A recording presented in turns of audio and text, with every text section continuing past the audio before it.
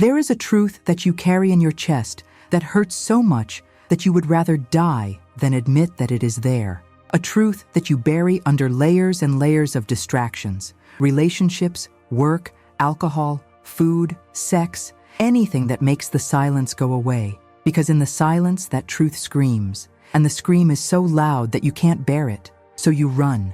You run your whole life. You fill every second with noise, with movement, with anything other than that terrible moment of having to look inside and see what really is there. Simone Weil, a woman who only lived 34 years, but had the courage to look at truths that most of us spend our entire lives running away from, discovered something that will completely change the way you see your own pain. Because she realized that the truth is not in the beautiful things you tell yourself. It is not in the edited versions of your life that you post on social media. It is not in the stories of overcoming that you repeat to appear strong. The truth lives exactly where you are most afraid to look. It lives in the center of your pain, in the depths of your despair, in the place where you feel weakest and most lost. Have you ever woken up in the middle of the night with your heart racing, in a cold sweat, with that feeling that something is deeply wrong in your life, but you can't name what? Have you ever felt like you're living someone else's life, following a script you never wrote, saying words that aren't yours, smiling when inside you're screaming? Have you ever noticed how you avoid being alone with yourself? How you pick up the phone at the first second of boredom? How you turn on the television just to make noise? How you schedule dates you don't want just so you don't have to face the silence of your own company? Simone Weil looked at all of this and had the brutal courage to ask why. Why we run away from ourselves so much. Why we are so afraid of our own truth. And what she discovered is that we instinctively know that our truth will destroy us. That if we really look at what's inside, we will have to admit things we would rather die than admit. We will have to recognize that we are not who we pretend to be, that our lives are not what we want them to be, that we are deeply lost and have no idea how to get home. The pain you feel is not accidental. It is not a temporary blip that will go away if you just wait long enough, or find the right person, or get the right job, or finally lose weight, or make enough money. The pain you feel is a messenger bringing news you don't want to hear, news about who you really are and what you really need and how you are living a lie so deep that your very soul is suffocating under the weight of it.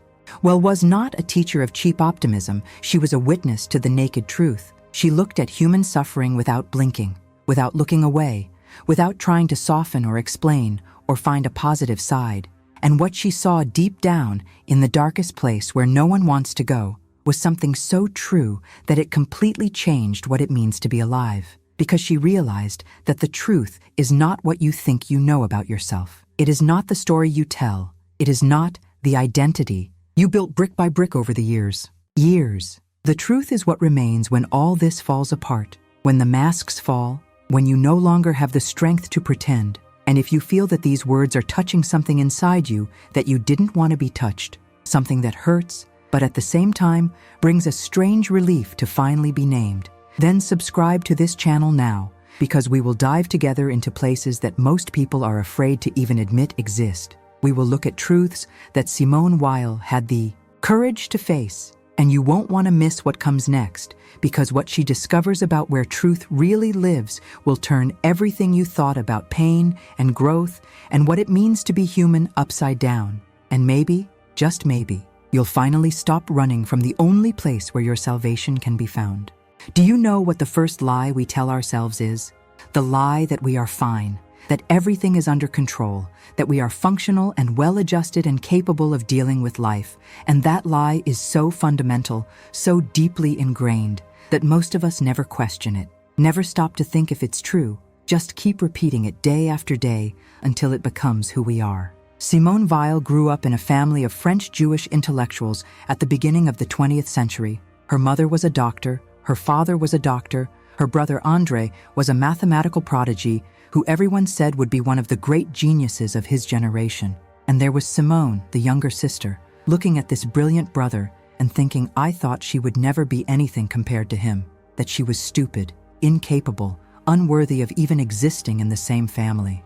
At the age of 14, she entered into such a deep crisis that she considered suicide, not because something terrible had happened, but because she looked at herself and decided that life was not worth living, that her mediocre mind would never reach the heights she saw in her brother, that she was fundamentally inferior and always would be. Can you imagine?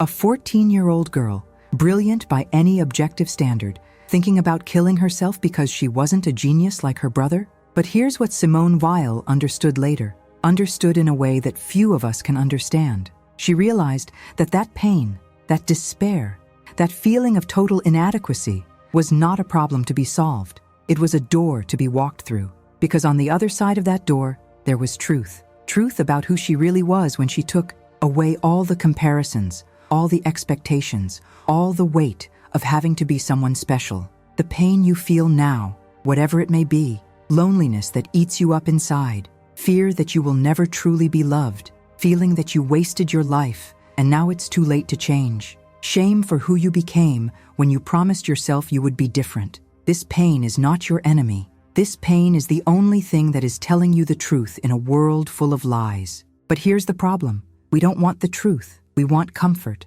We want to be reassured that we are okay, that our choices were right, that everything will work out in the end. We want someone to tell us that the pain is temporary, and that better days are coming, and that we are strong enough to get through this. And yes, sometimes the pain is temporary. Sometimes better days come, but sometimes the pain is telling you something that you need to hear, something about how you are living, about who you are pretending to be, about the emptiness in the center of your life that no external achievement will ever fill. Simone Weil doesn't offer words of comfort. She offers something much rarer and much more valuable. She offers recognition. She looks at your pain and says, yes, I see it, I know it, this is real, this matters, and you're not crazy for feeling this. You're alive. You're finally starting to wake up from the anesthesia that has kept you numb for so long. Most people spend their entire lives asleep, moving through their days like sleepwalkers, following routines they've never questioned, pursuing goals they've never stopped to think about whether they really want,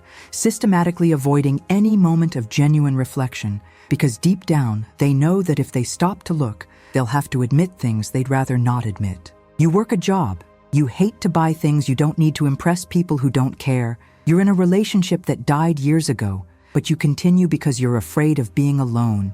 You drink every night, or eat until you feel sick, or spend hours scrolling through endless feeds of other people's edited lives. Anything, literally anything, so you don't have to sit in silence and ask yourself, who do I really am when I take off all my masks? What do I really want when I stop wanting what I've been told to want? What is the truth about myself? Life that I'm working so hard to avoid? Weil would call your pain the initial awakening, the first cry of the soul, saying, wake up, stop sleeping, your life is passing by and you are not even present in it. You are missing the only thing that really matters, which is being completely alive, completely awake, completely present to the reality of what it is to be human at this specific moment in history with this specific combination of circumstances and limitations and possibilities. But recognizing pain is not the same as liking it. It's not romanticizing suffering or pretending that pain is good. It's simply stopping lying about it, stopping pretending it's not there, stopping running from it as if it were possible to run from something that lives inside you. Because you can travel to the other side of the world, but you'll take your pain with you. You can change jobs and partners and cities, but you'll take your emptiness with you. You can change everything externally, but if you don't change internally, you'll end up in the same emotional place, just with a different scenario. And here is where it gets really interesting, where Simone Weil's thinking begins to reveal something that most thinkers avoid. She realized that pain is not just a messenger of truth. Pain is sometimes the only path to the truth, because there are certain things about yourself and about life that you simply cannot learn when you are comfortable, that only reveal themselves when you are completely broken, when all your defenses have fallen, when you no longer have the energy to pretend or to maintain the facade. Just there, in that place of total destruction, certain CRTs can finally emerge. Have you ever lost something so important that you felt like you would never recover? Have you ever been rejected so completely that you question your fundamental value as a human being? Have you ever failed so publicly that you were embarrassed to show your face? In those moments, if you had the courage not to immediately flee into distraction or denial, if you stood there with the pain, If you looked straight at it without blinking, you may have seen something, a strange clarity, an insight into how things really are that wasn't available when you were safe and comfortable and protected by your usual illusions. And Simone Weil would say that this moment of vision into the pain is no accident. It's how we are made. It's how the truth works. It doesn't come when we ask nicely. It comes when we are so broken that we stop resisting it. But that's not all Weil discovered. That's just the beginning, because she realized that there are layers and layers of truth, each one deeper and more painful than the last, each one requiring more courage to look. And the first layer, the one most of us never get past, is simply admitting that we have pain, that we are not okay, that we need help. It sounds simple, but it's not, because admitting pain is admitting weakness, and our culture has taught us that weakness is worse than death, that it's better to be broken on the inside but functional on the outside than to admit that you're struggling, that you're lost, that you don't know what you're doing.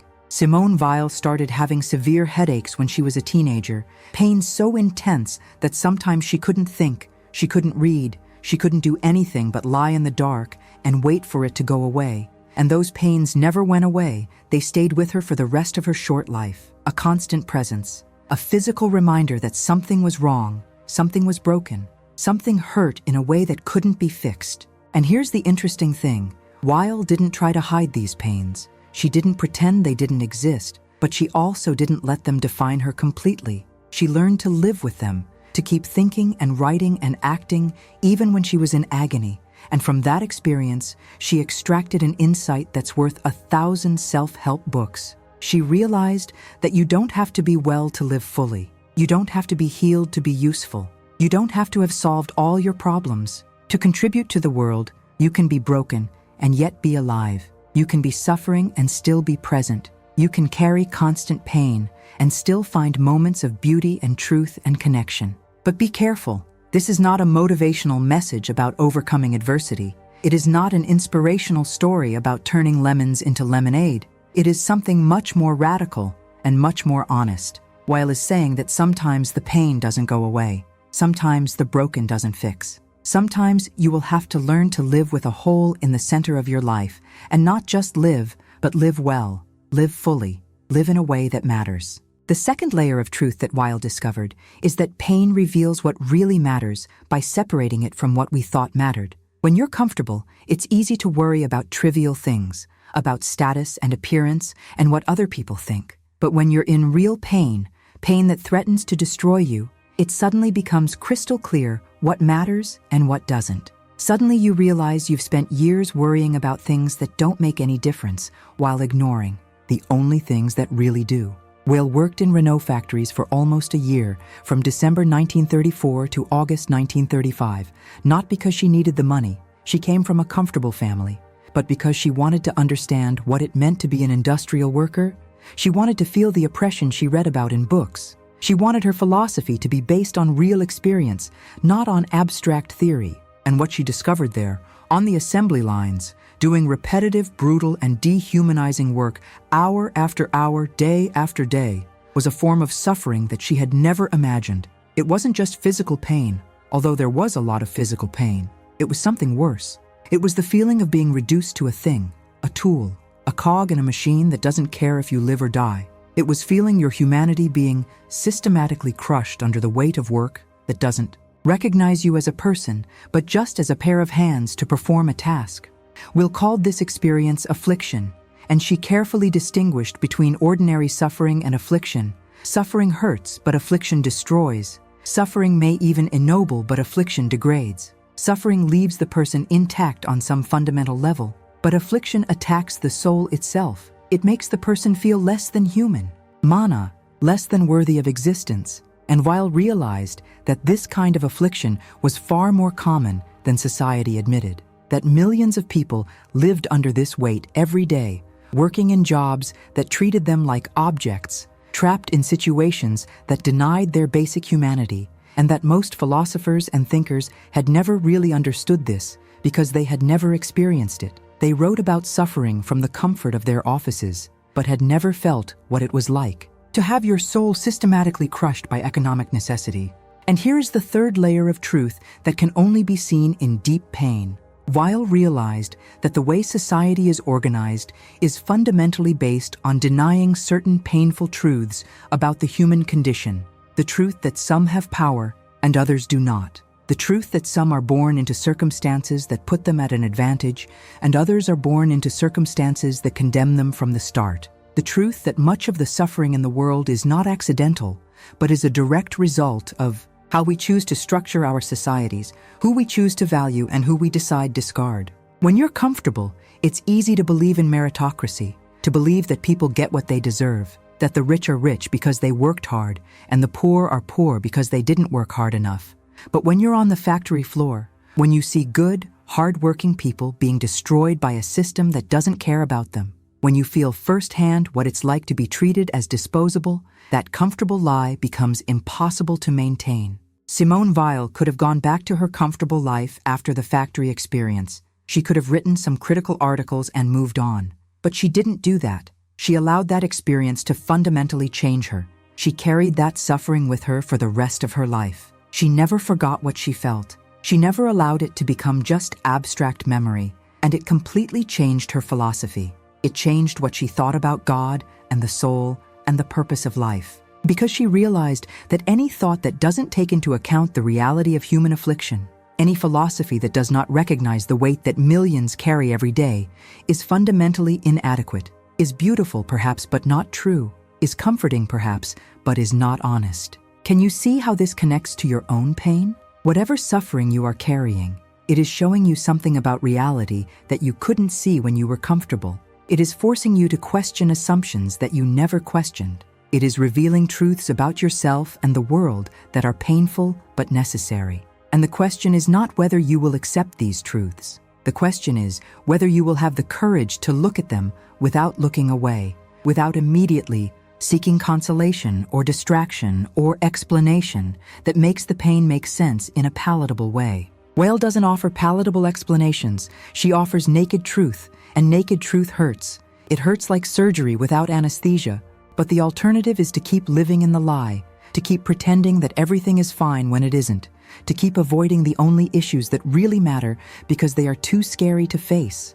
And if you choose that path, the path of escape and denial, you will wake up one day old and full of regrets, realizing that you wasted the only life you had because you were afraid to truly live. You were afraid to truly feel. You were afraid of the only thing that could save you, which is the brutal and liberating truth about who you really are. So now that you've looked at the pain, now that you've recognized that it's there and that it has something important to tell you, what do you do with it? This is a question that Simone Weil spent years exploring, and the answer she found goes against everything our culture teaches us about dealing with suffering, because she realized that the answer is not overcoming the pain. It's not solving the problem. It's not finding a way to make the pain go away. The answer is to go deeper into it. It's to go to the bottom of it, to the place where you think you can't take it anymore. And there, right there at the breaking point, something completely unexpected happens. Weil had a concept that she called decreation, and it is one of the most difficult and most important concepts in all of her philosophy. Decreation is not destruction. It is not annihilation. It is not ceasing to exist. It is something much more subtle and much more radical. It is undoing the illusory self, the constructed self, the self that you think is you, but which is actually just a collection of fears and desires and stories that you tell about yourself. And when this illusory self is decreed, when it becomes dissolves, what remains is nothing. What remains is the real you, the true you, you without all the layers of conditioning and expectation and pretense. But here's the problem. To get to that point of decreation, you have to be willing to die, not literally die physically, but die psychologically. Die to all the things that you thought defined you. Die to your image of yourself. Die to your ambitions and your plans and your need to be special or important or even just adequate. You have to be willing to let go of all that and fall into the void. And it's scary. It's scarier than anything physical because it's death of the very sense of who you are. Simone Weil experienced moments of decreation throughout her life, moments where her self simply disappeared, and what remained was pure presence, pure attention, pure existence without the weight of ego. And she described these moments as the most important in her life. as the only moments where she felt that she was truly alive, truly present, truly connected to something greater than herself. One of these moments happened in a small Romanesque chapel in Assisi in Italy.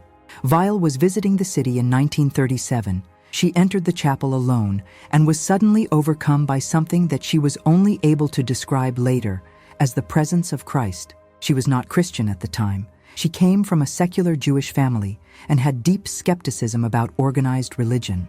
But at that moment in the chapel, something happened that completely changed her understanding of reality. She felt a presence so strong, so real, so undeniable, that it could not be explained by psychology or imagination. And that presence didn't ask anything of her, didn't demand belief or conversion or change in behavior. It was simply there, holding her, loving her in ways she had never been loved. Love that didn't depend on her being good enough or smart enough or worthy enough. Love that simply was. Will spent the rest of her life trying to make sense of that experience, trying to find words to describe what happened. And she realized that what had happened was a moment of total decreation, a moment where her self had completely dissolved, and what was left was simply pure receptivity, pure attention, pure openness to whatever wanted to come in.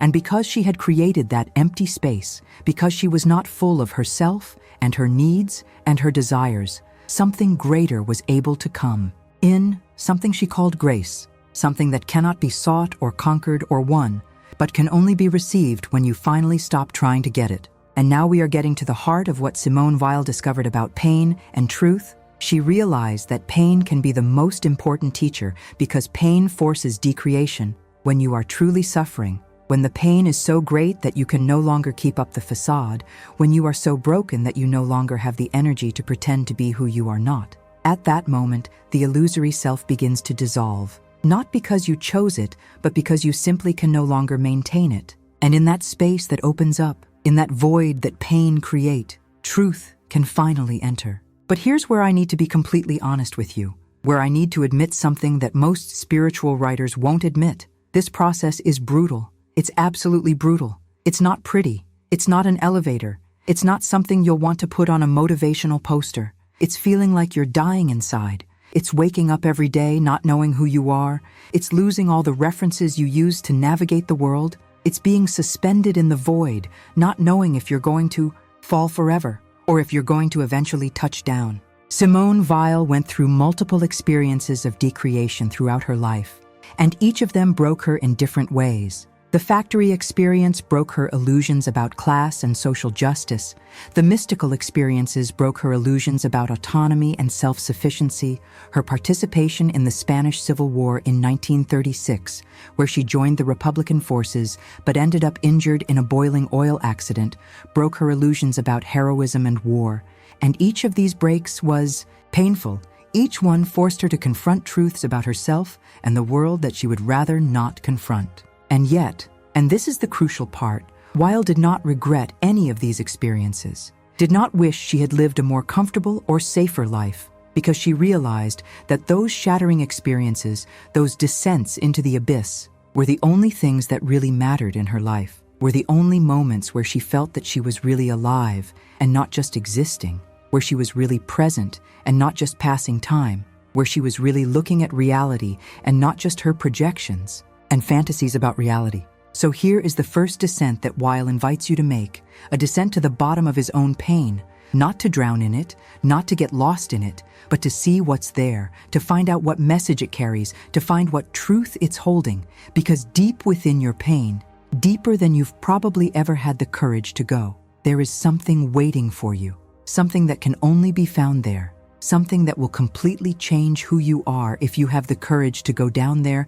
and find it. But this first descent, this first confrontation with pain, is just the beginning, because Simone Weil discovered that there is an even deeper layer, a layer that most people never reach because it requires not only the courage to look at pain, but the courage to ask why pain exists, what its purpose is, what it reveals about the nature of human existence. And here, Weil makes a philosophical move that is absolutely radical. She suggests that pain is not a problem to be solved, but a fundamental characteristic of being alive, that suffering is not a bug in the system, but an essential part of how the system works. that any life that tries to completely avoid suffering is not a full life, but a diminished life, a life that has lost something essential. But pay attention, this is not glorification of suffering. It is not saying that suffering is good or that we should seek suffering. Will was very clear about this. She saw the crucial distinction between suffering that degrades and suffering that transforms, between affliction that crushes the soul and pain that awakens it. And she knew from her own experience that the line between the two is sometimes dangerously thin, that it is easy to fall on one side or the other, that it takes constant attention to navigate that territory. Weil had a concept called attention, and for her attention was not just paying attention in the ordinary sense, it was something much deeper and much more difficult. It was the ability to look at something without trying to change it, without judging it, without wanting it to be different from what it is. It was a kind of pure presence that she believed to be the highest form of love, and also the highest form of prayer. And she argued that most of us never really pay attention to anything. We project, we interpret, we try to control, we try to use things for our own purposes, but we rarely just look and see what's really there. And when you apply this idea of attention to pain, something interesting happens. When you look at your pain with real attention, not trying to fix it or understand it or make it go away, just looking at it, observing it, being present with it, you find that the pain changes, not necessarily diminishes in intensity, but changes in quality. Because part of what makes pain unbearable is not the pain itself, but our resistance to the pain, our fight against it, our insistence that it shouldn't be there, that we don't deserve her, that something is terribly wrong because we are feeling this. Simone Weil discovered that when you stop resisting pain, when you simply allow it to exist, when you look at it with pure attention without judgment and without trying to change it, something extraordinary can happen. The pain doesn't disappear, but you discover that you can carry it, that you can live with it, that it doesn't completely define you even when it is present. And more than that, you discover that there is something in the very act of carrying pain with attention that is dignifying, that makes you more human, not less, that connects you with something greater than yourself. But let's go deeper, because this second descent, this descent into the purpose of pain, takes us into even more disturbing territory. Weil began to realize through his experiences and through his philosophical reflection that pain has a special relationship with truth, that there are certain truths that simply cannot be seen when you are comfortable, certain realities about the human condition that only reveal themselves when you are completely vulnerable, completely exposed, completely defenseless. Think about how many times you have had profound insight into your life, not when you were happy and successful, but when you were breaking down. Not when you were at the top, but when you were at the bottom.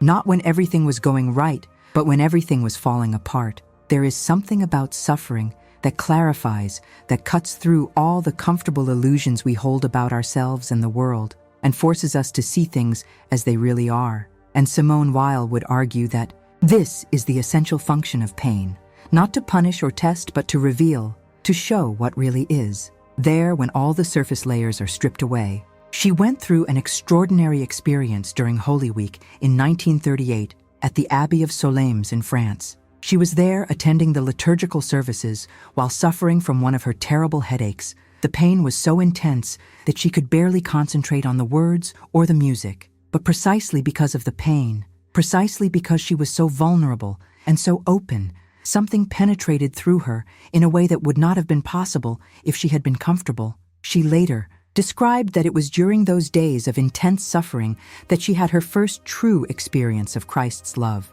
that the pain somehow created opening that allowed something transcendent to enter. And before I continue, because there is something crucial I need to tell you right now, something about this journey we are taking together, I would like to pause and know where you are watching this video from, what part of the world you are looking for answers about pain and truth and meaning. Leave in the comments your city, your country, because there is something profoundly important in knowing that right now, spread across the planet, there are people like you who are willing to look at difficult truths, who are not satisfied with easy answers, who want to understand not just how to survive, but how to live in truth, even in the midst of suffering. So tell me, where are you watching from?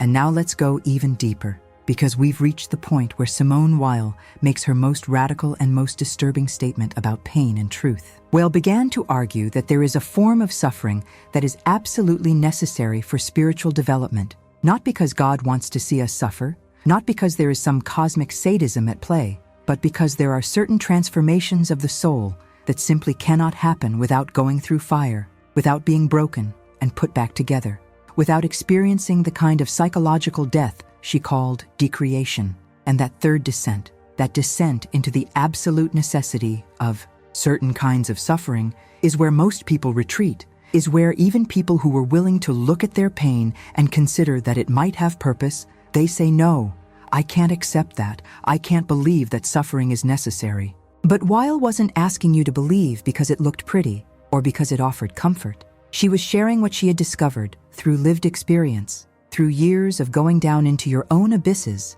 and observing what you found there.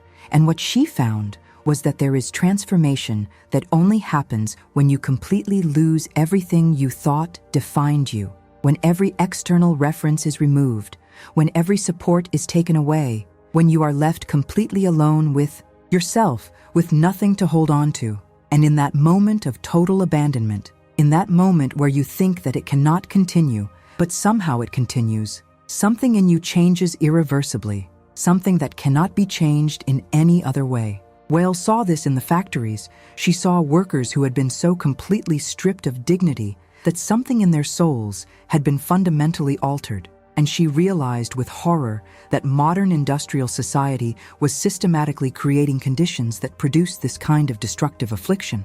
But she also saw that there was another way to find that breaking point, a voluntary way, a conscious way, where you go down to the bottom, not because you are being forced by circumstances, but because you choose to go there, because you understand that something essential awaits you down there. And that voluntary choice of descending, this willingness to go through the psychological death necessary for spiritual rebirth, was what she saw as a genuine path to transformation. And here is the cruel and beautiful paradox that is at the heart of Weil's thinking about pain. The more you try to avoid necessary suffering, the more you prolong it, the more you resist the descent, the more painful it becomes, the more you hold on to the illusory self that needs to die, the more you suffer. But when you finally let go, when you finally allow the descent to happen, when you stop fighting what is inevitable anyway, something opens. Something becomes possible that was not possible before. And Weil called this opening of grace. She said that grace is what fills the emptiness, but it can only enter where there is emptiness to receive it. It can only be given to those who have finally stopped trying to get it on their own. So these are the three descents that Simone Weil invites you to make. The first descent is to the bottom of your specific pain, looking directly at it without looking away. The second descent is to the purpose of the pain, understanding that it is not accidental but is trying to teach you something essential. The third descent is to the need for suffering, accepting that there are transformations that can only happen through fire. And each descent is more difficult than the previous one. Each one requires more courage, more willingness to let go of what you think you know, more openness to truths that I'd rather not face it. But each descent also takes you closer to what you're really looking for, even if you don't know what it is yet. Each descent going brings you closer to your true self, to true love, to true freedom that can only be found when you finally stop running from the only place it can be found, which is right in the center of your pain. And now we come to the place where most philosophical explorations about pain stop. We come to the point where theories end and lived experience begins. Because it's one thing to understand intellectually that pain can have purpose, that it can reveal truth, that it can be necessary for transformation. But it's another thing entirely to wake up at 3 a.m. with that feeling of crushing emptiness in your chest and have to find some way to keep living. It's having to go to work when every cell in your body is screaming that you can't take another day. It's having to smile and be functional when inside you are torn apart. And this is where Simone Weil becomes most valuable. Not as a philosopher, but as a companion on the journey, because she didn't just think about these things. She lived them. She woke up with these devastating headaches and had to find a way to work. She carried the weight of the awareness of how much suffering there is in the world and had to find a way not to be crushed by it. She faced the same practical and urgent questions that you face now. What do you do with the truth that you discovered in pain? How you live with it, how you integrate it without being destroyed by it. Weil discovered that there are 3 dimensions of truth that can only be seen when you completely stop running away from pain, 3 aspects of reality that reveal themselves only to those who have the courage to look directly into the dark.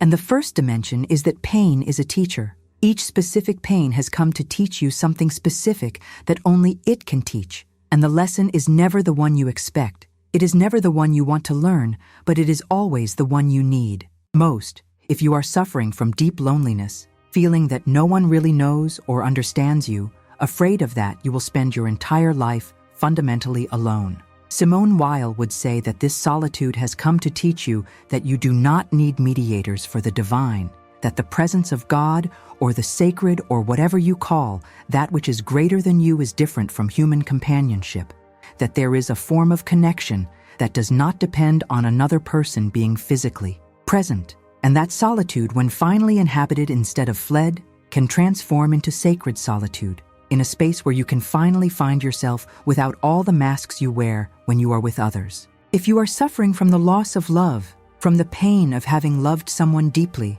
and losing them, whether through death or separation or betrayal, if you wake up every day missing them in a physical way, as if part of you had been ripped away, Weil would say that this loss taught you that you can love without possessing, that true love survives separation, that there is a way of loving that does not depend on physical presence or reciprocity, or even on the person being alive, she called this loving purely, loving without need. And she argued that paradoxically, this is the truest love because it is free from all ego projections and needs. You love simply because love is there, not because you are receiving something in return. If you are suffering from the fear of dependence, the shame of needing help, the feeling that your dignity depends on being completely independent and self-reliant, if the idea of being vulnerable or admitting that you can't do everything alone fills you with horror, Weil would say that this fear has taught you that dignity comes not from independence, but from accepting your fundamental condition as a human being who is vulnerable and interdependent. That need does not diminish your value, that being cared for does not make you less worthy, and that there is special strength in allowing others to come in and see its fragility. Strength that a person who always needs to appear strong will never know. If you are suffering simply because you see the world as it really is, because you can no longer sustain the comfortable illusions that most people live in, because every time you look at reality, you see injustice and suffering and cruelty, and feel the weight of it in a way that crushes you, Weil would say that this pain has taught you that clarity always hurts at first, that comfortable illusions can make you feel better, but they kill your soul slowly, that there is a kind of suffering that comes simply from being awake in a world where most people are asleep, and that this suffering, however heavy it may be, in other words, it is a mark of being truly alive, of being truly present, of having truly open eyes. But here's what's crucial to understand. These lessons are not abstract. They are not concepts that you learn and that's it. They are transformations that happen at the deepest level of your being. They are changes in the way you exist in the world that you don't know. They can be undone once they happen. You can't unlearn these truths. You can't go back to not knowing what you now know. And that can be scary because it means going through the pain changes you permanently. You don't go back to who you were before. Something in you dies and something new is born. And there's no guarantee that you'll like the person who emerges on the other side. But Weil would argue that this truer person, this person who was forged in the fire and didn't look away, is who you should always have been. It's who you are when all the false layers are burned away. And now we come to the second dimension of truth that can only be seen in pain. And this dimension is perhaps the most difficult of all because it goes against every instinct we have.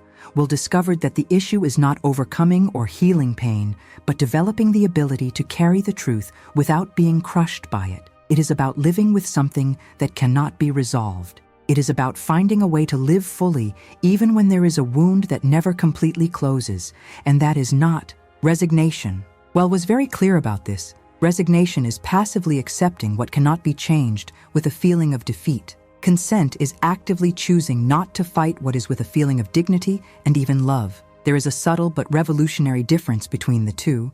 Resignation says, I have no choice, so I will endure this. Consent says I choose to accept this as part of my reality and I will find a way to live well with it. Weil developed a practice that she called attention without fusion, which is observing pain without becoming the pain. There is a fundamental difference between saying, I feel loneliness, and saying, I am loneliness. Between saying, I am going through a difficult period and saying, I am a difficult person. When you merge with your pain, when you make it your identity, you lose the ability to have any perspective on it. You become trapped inside it with no way out. But when you learn to observe pain as something that you experience but that does not completely define you, you create space, small but crucial space, between who you are and what you feel. And in that space there is freedom. There is the possibility of choosing how you will respond. There is the dignity of being a subject who observes instead of an object that is observed. She also talked about impersonal love for one's own pain, and that sounds impossible until you understand what she means. It's seeing your pain with compassion but without drama.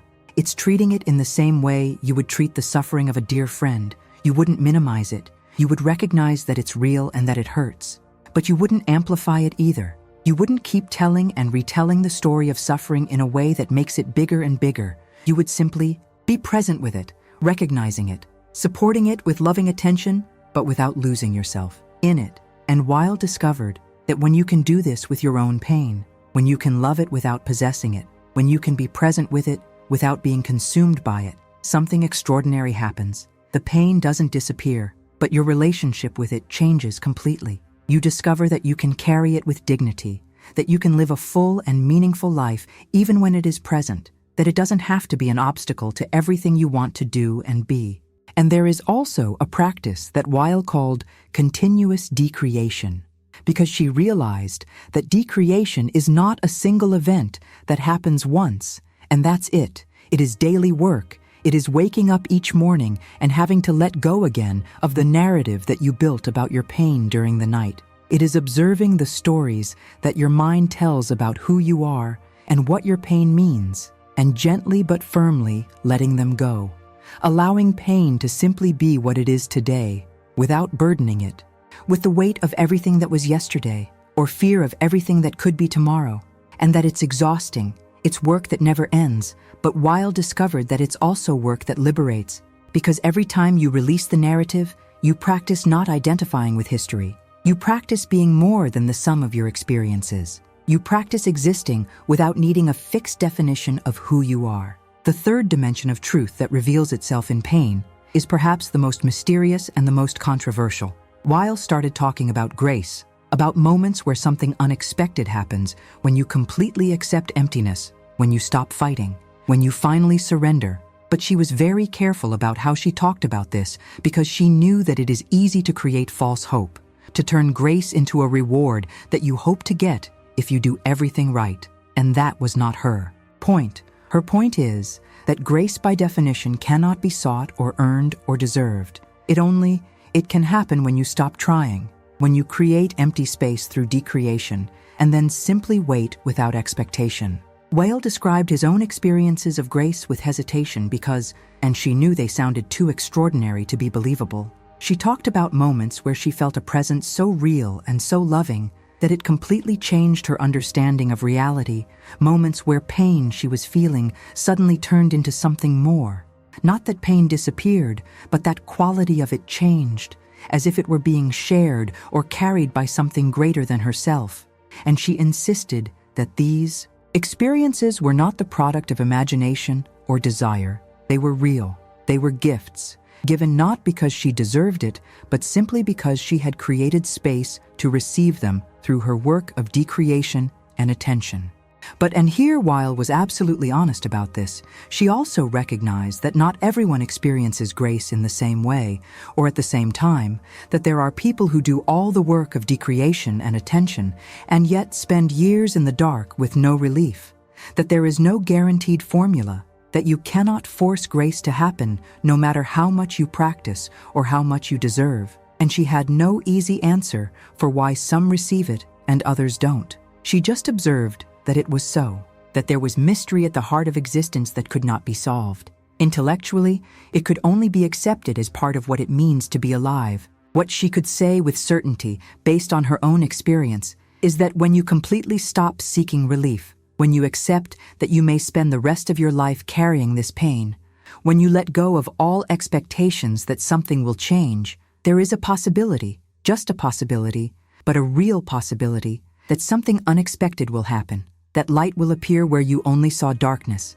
that meaning will emerge where you only felt emptiness, that love will arrive when you have finally stopped needing it to survive. And that possibility is not consolation. It is not a promise. It is just honest recognition that reality is more mysterious and more generous than our theories about it, that there are more things possible than our philosophy can explain, and that keeping your heart open to possibility, even in the midst of the deepest pain, is in itself an act of courage and faith. But this discovery by Simone Weil is not cheap consolation. It is not New Age optimism. It is something much more radical and much more true, because what she saw at the bottom of this pain reveals something about the nature of human existence that changes everything. And that is what we will now explore through concrete practices that she developed, not to eliminate pain, but to live with dignity while carrying it. Practices that can make the difference between sinking and sailing, between being destroyed by the truth and being transformed by it. Simone Weil was not a person of pure theory. She needed to test everything in her own life, to feel it in her own skin, to know if it worked when you were really suffering, and not just when she was comfortably philosophizing about suffering. And that is why the practices she developed have weight and substance that most self-help exercises do not have. They were born from real need, from a real person trying to find a way to continue living when everything in her wanted to give up. So these are not techniques to eliminate pain.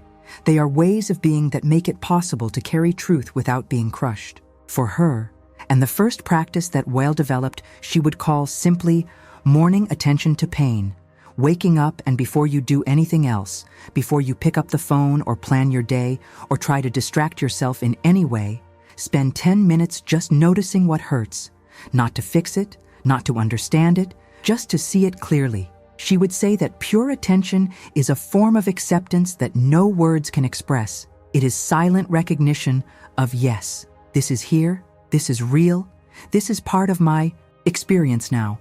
And what you do is simply sit in silence, noticing where the pain is today, naming it internally without judgment. Today the loneliness is here, today the lack is there, today the fear is strong, and then just staying with it, not trying to change it or explain it or make it go away, just recognizing that it is there.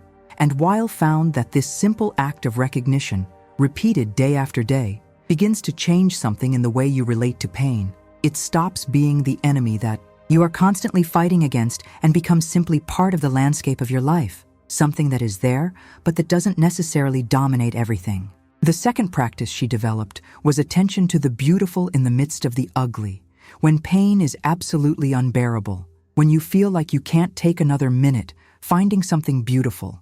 It could be the sky outside the window, it could be music that you love, it could be a poem that touches your heart, and giving your full attention to that beautiful thing for 5 minutes, not as a distraction. This is crucial. It's not about running away from pain, but about remembering that reality contains both pain and beauty, that even on the worst day, there is something beautiful in the world. And Weil argues, I realized that beauty is experimental proof that incarnation is possible, that spirit can inhabit matter, that transcendent can touch immanence. So when you contemplate something beautiful, you are reminding yourself of this possibility. You are opening a channel for something that is not just pain.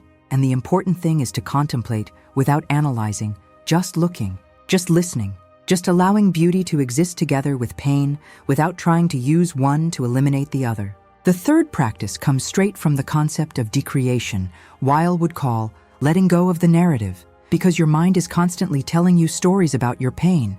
This is never going to get better. I'm always going to be like this. No one understands. I'm fundamentally broken. And these stories are not just descriptions of reality. They create reality. They become self-fulfilling prophecies. So practice is simply noticing when you're creating story about pain and gently letting it go, not suppressing it or judging it or fighting it, just recognizing, oh, that is story, not fact. This is mind interpreting, not objective reality, and then coming back to raw sensation without interpretation. just the pain itself with no story about what it means or how long it will last or what it says about who you are. And Weil discovered that when you do this over and over again, when you practice letting go of narrative hundreds of times, eventually narrative loses its power. You realize that you are not your stories. You are the one observing the stories. And that distinction is liberating in a way that is hard to describe until you experience it. The fourth practice is to do without ego, to continue living, working, creating, loving, but without demanding that these activities fill the void, without expecting them to make you feel better or give you meaning or prove your worth. You do it simply because it is what there is to do. You work because work needs to be done. You create because the impulse to create is there. You love because love is there, but without attachment to the result, without the need for it to save you or complete. You, Weil called this decreation in action, doing without seeking reward emotional, and she discovered that paradoxically, this is the most satisfying kind of action. Because there is no disappointment possible, you are not expecting anything, so you cannot be disappointed. You just do and let go, do and let go. And there is a strange peace in this way of existing, even when there is pain. The fifth practice is to consent to the day when you wake up before you know what the day will be like. Before pain appears or doesn't appear, before anything happens, choose to accept whatever comes. Pain, relief, both, neither. Say internally accepted whatever this day brings, not as resignation, but as an act of love for reality. And then, when the day brings pain, as it inevitably will in a few days, you can remember that you have consented. You will not be taken by surprise. You will not feel betrayed by life because you have already said yes to whatever come. And Weil argued that this consent is not passivity. It is the most active way possible to participate in your life because you are consciously choosing your relationship with reality instead of just reacting to it. The sixth practice is to write a letter to the pain. Once a week, sit down with paper or computer and write to your pain as if it were a person. Start "Dear Loneliness" or "Dear Loss" or "Dear Fear," and then write honestly without editing. Be grateful for what it taught you, because even if it doesn't seem like there is always something, recognize the weight you are carrying, ask for strength to carry on, express anger if there is anger, express sadness if there is sadness, express everything that you cannot express to other people because they would not understand. And then after writing, you can burn the letter or keep it or do whatever you want with it. The important thing is not what you do with the letter, but the act of recognizing pain as a real presence in your life, as something that deserves to be heard and recognized, even if you don't like it. The seventh practice is to be present to others even in pain, when you are with someone to give your full attention to them, not to your pain. And this is incredibly difficult because pain wants all the attention. Pain is like a demanding child who doesn't want you to pay attention to anything other than them. But Weil discovered that attention to others is the purest form of love and also a way to momentarily decrement the ego when you are truly present to another person you forget about. Yourself, you break out of the cycle of worry and pain and need, and even if it is just for a few minutes. This self-forgetfulness is a form of relief, not because it makes the pain go away, but because it reminds you that you are more than your pain, that there is a world out there that continues to exist, that other people have their own struggles and joys, and you can be part of that even when you are suffering. The eighth and final practice is a nighttime recognition ritual. Before going to sleep, recognizing three things. A truth that pain revealed today may be small because of being great, but something that you saw more clearly because of the pain, a moment of grace, even small, even brief, a moment where you felt something other than the pain. It could be the taste of coffee in the morning. It could be the kindness of a stranger. It could be a moment where you laughed, and finally a choice to stay. To recognize that you chose to stay, that you didn't give up, that you are here reading this now, and that in itself is victory. And Weil would say that gratitude is a form of attention that transforms, not forced or false gratitude that denies the reality of pain, but honest gratitude for small moments of light, even when most of the day was dark. But I need to be completely clear about something. These practices are not a magical cure. They are not a guarantee of transformation. There are days where they will be impossible, and that is completely okay. There are moments where the pain will be so great that all you can do is breathe, and even that seems too difficult. And in those moments, failing to practice is not failure. It is just part of the process, part of being human, part of carrying weight that is sometimes too heavy. And Weil herself was not able to live perfectly what she taught. She had moments of despair, moments where she lost faith in the practices themselves, moments where everything seemed impossible. So the goal is not perfection. The goal is direction.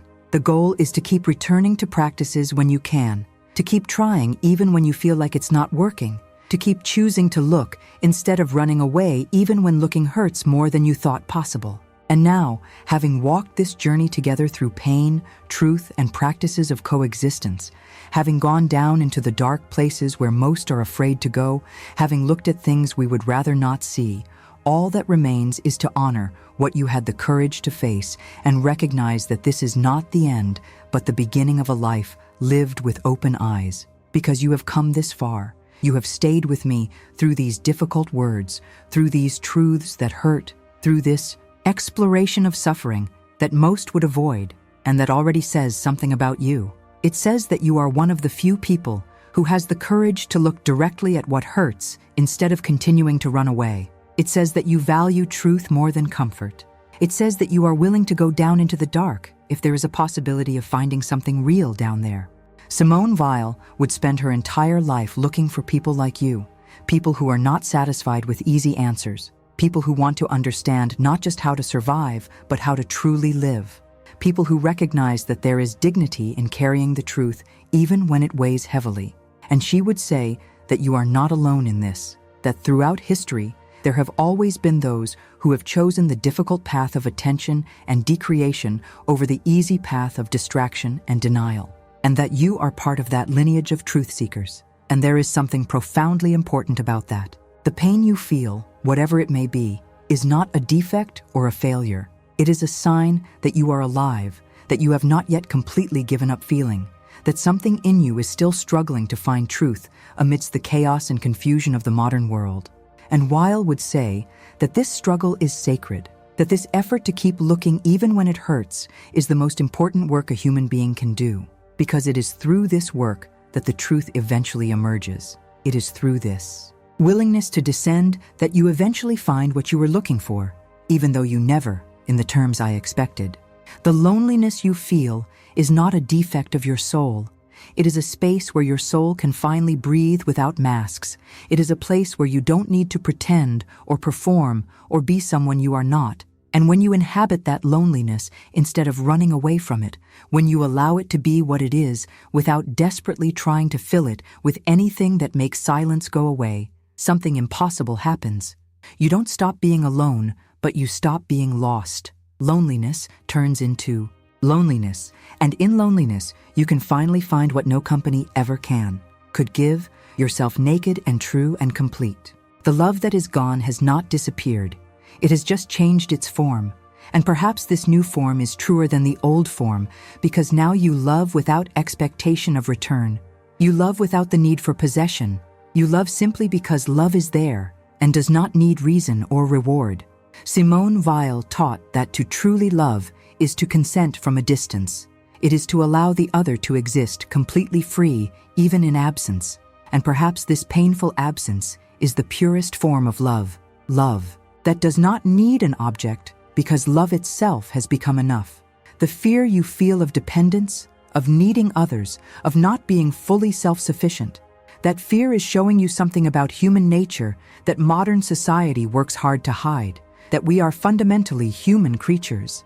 We are truly interdependent, that needing doesn't diminish value, that being cared for doesn't make you less worthy, that there is special strength in allowing vulnerability, and when you finally accept that, when you stop fighting to prove that you don't need anyone, you discover a completely new way of relating to others, a relationship based on honesty rather than performance, on genuine sharing rather than fear of exposure. The pain of seeing the world as it really is, of no longer being able to sustain comfortable illusions, of carrying a weight of conscience that most people do not carry. This pain is a mark of being awake. It is a sign that you have not truly given up. And although it is heavy, there is also dignity in it. Dignity of being one of the few who refuses to sleep, who refuses to pretend that everything is fine when it is not, who refuses to participate in the collective lie that sustains so much unnecessary suffering. And now the choice is yours. You can take everything we've explored here and go back to life as it was. You can keep these ideas as interesting concepts but not allow them to change anything fundamental. You can continue running away from the pain, even though you now know what you're losing by running away, and there's no judgment in that. Sometimes it's just not the right time. Sometimes you don't have the energy or courage, or you just don't want to, and that's okay. Simone Weil herself didn't live perfectly what she taught. She had moments of doubt and despair and escape, so you have permission not to be perfect, to not be ready yet, to need more time. But you can also choose a different path. You can choose to start practicing paying attention to your pain instead of constantly running away from it. You can choose to go down into the dark places you have been avoiding. You can choose to live truthfully even when it hurts.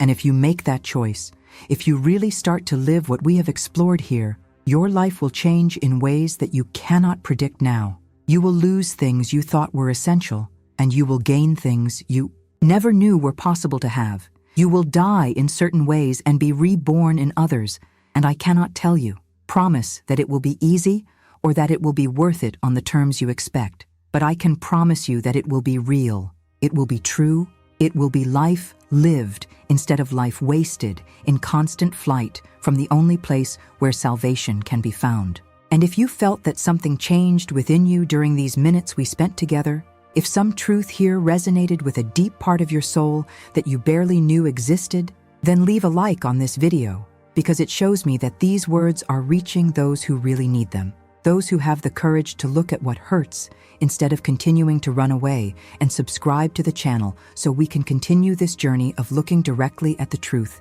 even when it hurts. Because there are others who are walking this same path, and you don't need to walk alone. There is a community of truth seekers spread across the world who share your willingness to come down, your commitment to honesty, your refusal to accept comfortable lies, and together we can keep exploring these difficult territories, keep supporting each other on the journey, keep reminding each other that there is dignity in carrying the truth even when it weighs heavily. Simone Weil lived only 34 years, but in that short time, she looked deeper into human pain than most dare in a lifetime. She found no cure, but she found dignity. She found no escape, but she found meaning. She found no way to make pain go away, but she found a way to live fully even with the pain present.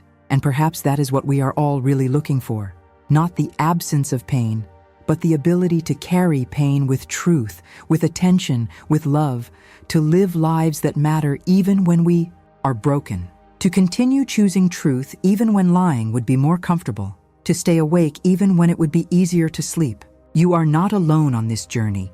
There are others who have felt what you feel, who have descended where you are descending, who have found what you are looking for, and the pain you carry, no matter how heavy it is shaping you into something you cannot yet see, but one day will recognize. It is teaching you truths that can only be learned this way. It is taking you to places you would never have found if you had stayed in comfort and safety. So keep looking, keep feeling, keep living, keep going down when necessary and going up when possible. Keep going. Practicing mindfulness and decreation and consent even when it seems impossible.